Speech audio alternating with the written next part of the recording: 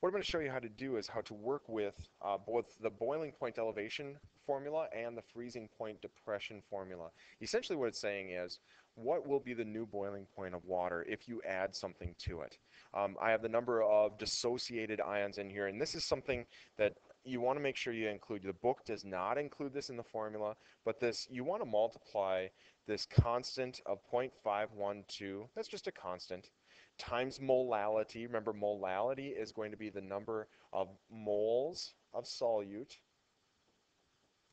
over kilograms of solvent. Okay, that's just what that is. We know that from the other one. If you have questions, see the other tutorial. But add in this part times the number of dissociated ions. If something is volatile, that means that it is going to split up into ions. So take, for example, barium chloride, BaCl2. That will dissociate because it is volatile. It's an ionic compound. It's going to split up into barium ions plus 2 chloride ions. So we have a total number of 1 barium and 2 chloride. That means it's going to split up into 3 ions.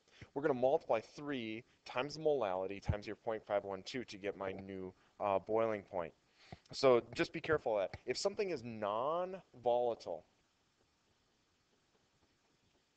that means that it never dissociates. It only makes one particle. It only acts or behaves as one particle. That's a molecular compound. It is something that is not going to be dissociating at all. Its multiplier is 1. So let's take a look at 2 types of examples we can see with this. If I have a 1.50 mole solution of sodium chloride,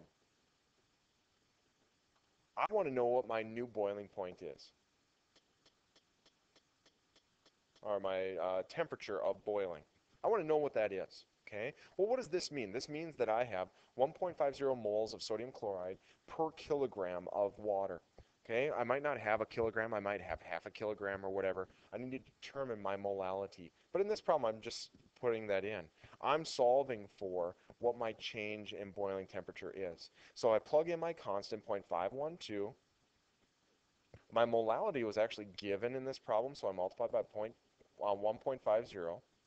And my multiplier, now this is sodium chloride, will split up into sodium ions and chloride ions in a 1-to-1 ratio. So my multiplier will actually be 2. So I simply just multiply those things in there, 0.512 times 1.5 times 2, I will get an answer of, let's see, 1.536.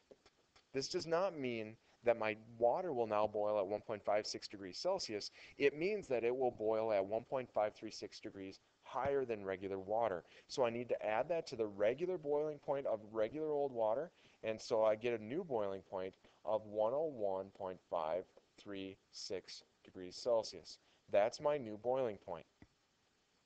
If we're using freezing point, and I want to know what my new freezing point is, well, I just use a different constant. The same concept, a different constant. If I'm dealing with freezing point, now I use my 1.86, and I subtract that answer from 0. So I'm always going to get a negative number. It will freeze at a lower point. Okay, so really this problem is solved exactly the same. That's what you have to do if you know the molality.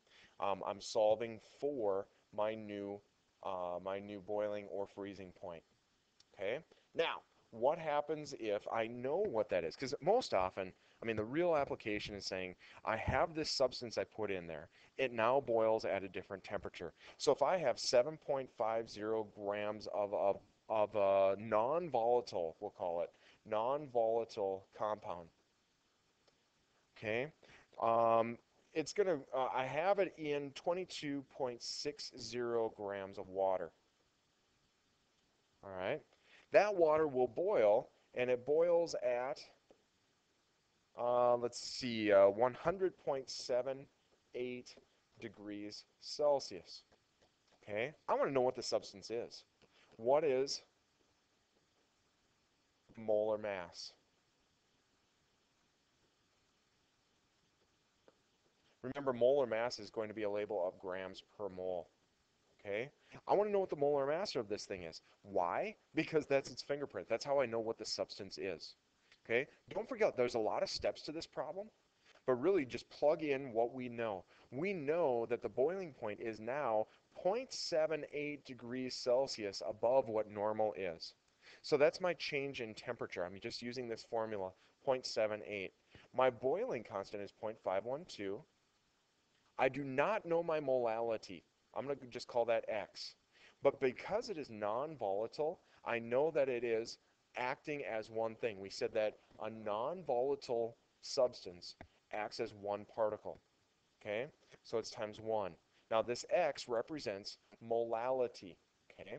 So I'm going to solve for that. I'm going to solve for X. My multiplier is 1, 0.512, so I'm going to get X by itself. Divide both sides by 0.512.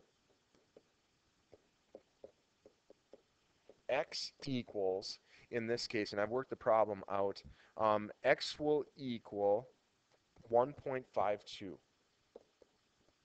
Now, what's my label? It is molality, which means I have moles of the substance per 1 kilogram of water. Okay? Now, I don't have a kilogram, do I? I have 22.60 grams, which is 0.0226 kilograms of water. Okay, so now I've taken into account how much water I have. I multiply that in there, and what do I have? I have, for an answer on that one, I have, let's see,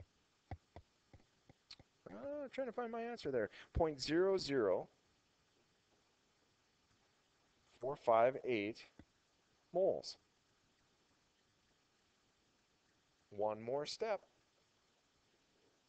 I have 7.50 grams of this compound. Well, my label will be grams per mole. Well, I just figured out how much water I had in there. So 7.50 grams of this substance.